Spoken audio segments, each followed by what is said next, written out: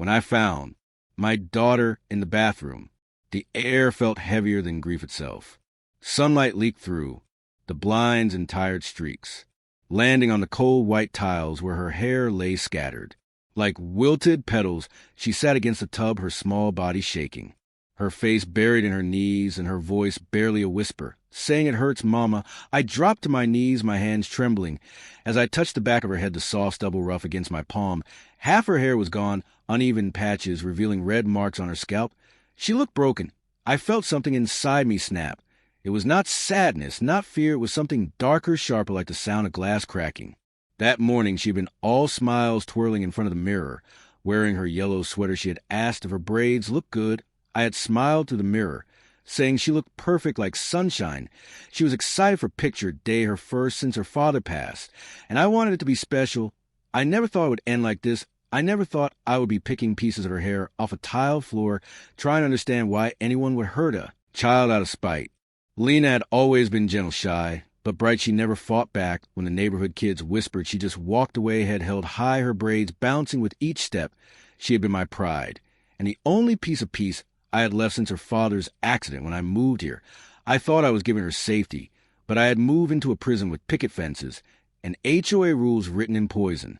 The woman responsible for those rules was Kerren Mitchell, the self-crowned queen of the neighborhood president of the HOA, and the kind of person who smiled only when someone else was losing. Kerren's yard was perfect, her bushes trimmed to symmetrical precision, her mailbox polished like a trophy. She was the kind of woman who spoke softly but left bruises with words. She had decided from day one that my daughter's hair did not fit her idea of respectable. She called it messy once during an HOA meeting, loud enough for everyone to hear, then sent a letter saying our property needed to reflect the community's values. I remember that day, her words still ring in my ears. She stood there in her pink blouse, holding her clipboard, and said some parents should know that appearance affects reputation. I told her my daughter's hair was not a decoration. It was hers. She smiled, that kind of smile that means trouble, and said, rules are rules, dear. After that, she found excuses to remind me who was in charge, fines for imaginary violations notes on my doorstep about trash. Ken's left 2 long HOA meetings where my name was the punchline. Lena started asking if we could move. I told her it would get better. I lied, because I wanted to believe that people like Kerren eventually get bored. I was wrong.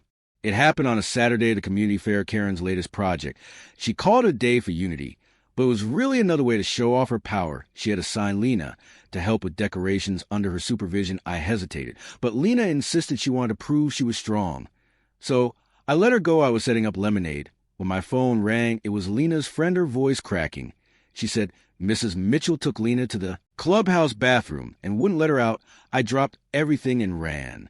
When I got there, the hallway was too quiet. I could hear faint sobs through the door. My heart was pounding. I pushed it open, and what I saw will never leave me. Lena on the floor, hair everywhere, Kerren standing beside her, holding clippers.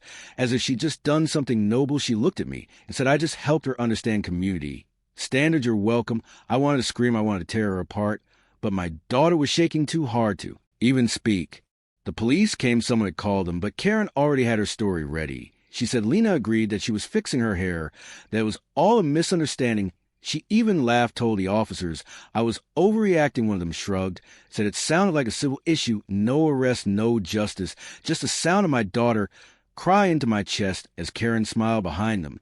That night the house was silent, except for Lena's breathing. She was asleep on my lap, her head wrapped in a soft scarf.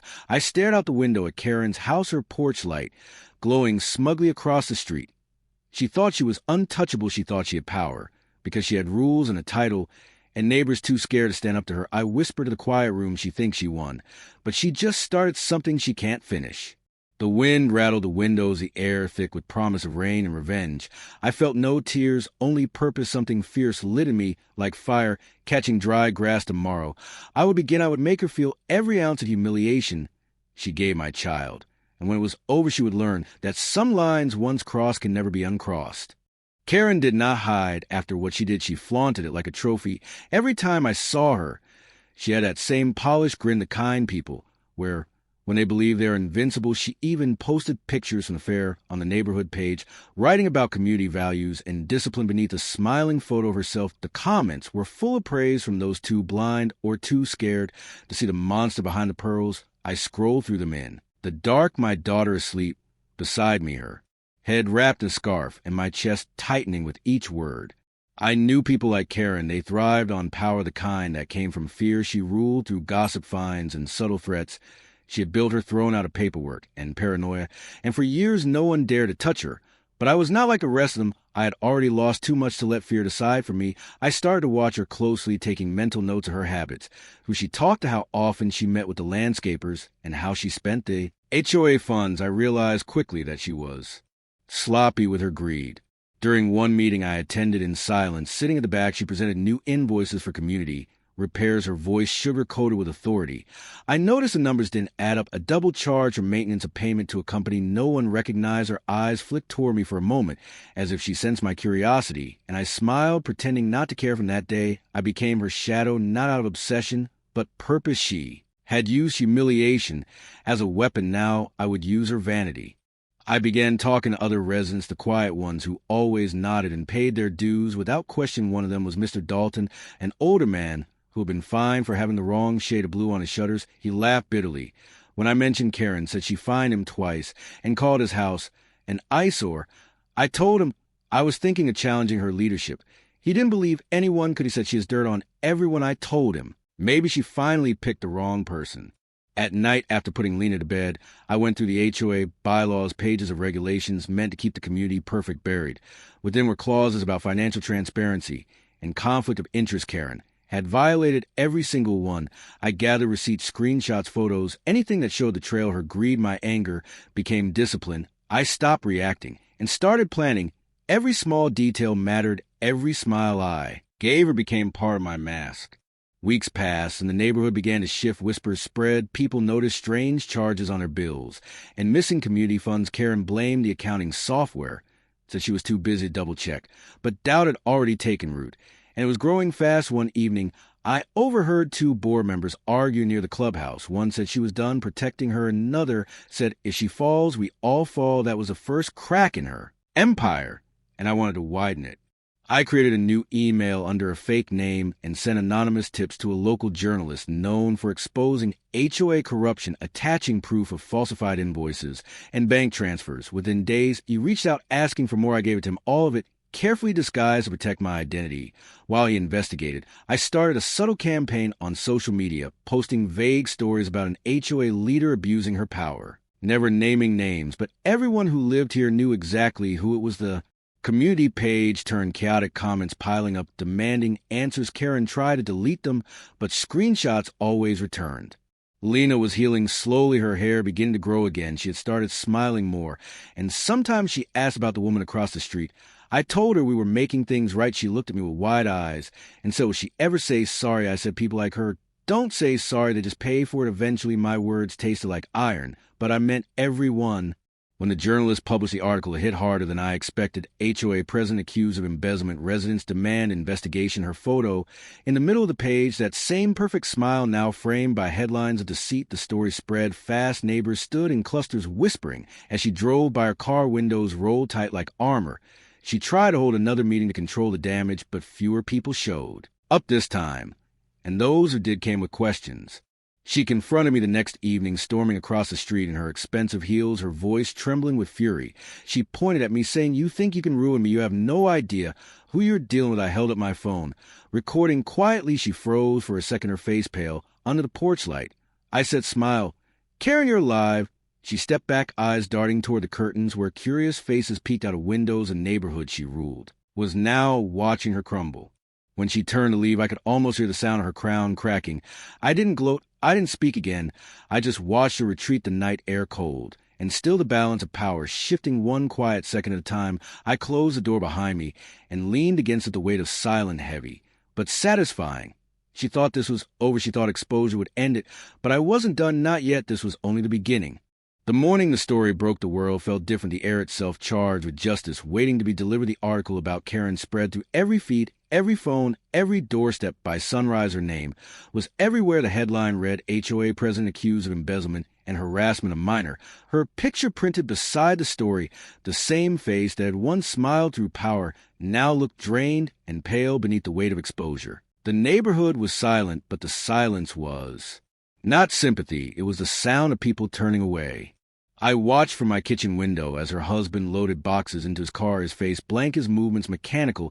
He did not look at her once she stood on the porch shouting his name, but he drove off without a word, her empire collapsing faster than she could speak. Her voice cracked as she yelled at neighbors who refused to answer their doors. People she had ruled now avoided her shadow. I should have felt triumphant, but what I felt was stillness, a strange calm like standing in the eye of a storm. Lena sat beside me eating cereal, her growing hair soft and uneven. She asked if the bad lady was gone. I said not yet, but she will be soon, and for the first time in months, she smiled without sadness. By afternoon, reporters gathered outside Kerren's house, cameras, flashing microphones, waving. She stepped out dressed in perfection, tried to reclaim control. She spoke about lies and jealousy about being framed by bitter residents, but the journalists she had underestimated released the bank records, the signatures, a timeline. Every detail matched her hand, every dollar traceable. To her greed, the crowd gasped, her voice faltered, the mask slipped her. Perfect posture cracked. The HOA board held an emergency vote that evening. I attended, standing in the back. As always, she tried to defend herself, blaming her assistant, the system, even me. She said, "This woman has been harassing me. She's unstable. Ask anyone." She tried to point at me, but her hand trembled, her eyes wide with panic. I stayed silent. The board members exchanged looks. One of them finally said, "We have proof, Kerren. It's over." They voted unanimously to remove her. Her gasp echoed to the hall, a queen dethroned. After the meeting, she cornered me in the parking lot, her voice broken and desperate. She said, "You destroyed me." I said, "No, you did that yourself." She called me cruel, said I would regret it. I looked her straight in the eyes and said, "You shaved a child's head out of spite." "I don't regret anything." She stepped back, shaking her head, unable to speak, tears mixing with the rain that started to fall. Weeks turned into months, and the investigation grew deeper. Financial crimes, fraud, misuse of community funds, her accounts frozen. Her lawyer quit the case. The HOA insurance refused to cover her. She was drowning in debt, and scandal. The same people who once feared her now whisper about her downfall at every gathering. Lena's school organized a charity fair at the same clubhouse where everything began. She was nervous at first, but when we walked and people clapped, the new HOA president thanked us publicly for uncovering the corruption and protecting the community. Lena blushed, her hands clutching mine, the lights bright above her, her new braids shimmering with beads of gold. She stood taller than I had ever seen her. She had come stronger than either of us imagined. When the event ended, we stepped outside into the cool evening. The air smelled of rain and fresh beginnings. Across the street, a moving truck idled outside Kerren's house. She stood alone on the lawn, her clothes wrinkled, her face older, her perfect image shattered. She didn't see us at first, but when she did, her eyes softened just for a moment. I almost saw regret. But then she turned away, climbing into her car and driving off into the kind of quiet that follows ruin. Life settled slowly, peace returning like sunlight after a long storm. Neighbors greeted us with genuine warmth. Lena joined the art club at school, her confidence glowing each day brighter. I thought it was over until one afternoon months later, I stopped by a small salon in a nearby town for a trim, and there she was, sweeping hair from the floor, wearing a faded uniform, her name tag. Crooked, she froze when she saw me, her lips parting, but no words. Coming out, I looked at her for a long second, then smiled not with spite but closure, and said, "Karma has good taste." She looked down, ashamed, unable to meet my eyes, and I walked away, the chime above the door ringing like an ending. I didn't need revenge. I had truth, and truth had done what I never could. It had made her face herself, stripped of power, stripped of pride, and left her with the same humiliation she once forced on others. That night at home, I brushed Lena's hair, the strands soft and full again. She asked if bad people ever change. I said sometimes, but only when life gives them no choice. She nodded, then said, "I'm glad you didn't give up, Mama." I kissed her forehead, whispering, "Neither did you." Outside, the wind carried the faint sound of laughter from the streetlights flickering in the calm. Our house finally felt like home again. I looked out the window toward the empty lot, where Kerren's perfect roses used to bloom, nothing left but dirt and silence. And that silence felt beautiful. It was a sound of justice fulfilled. I whispered to myself, she paid with everything she had, and still it wasn't enough, because some debts can only be settled by losing the one thing people like her never understand: peace.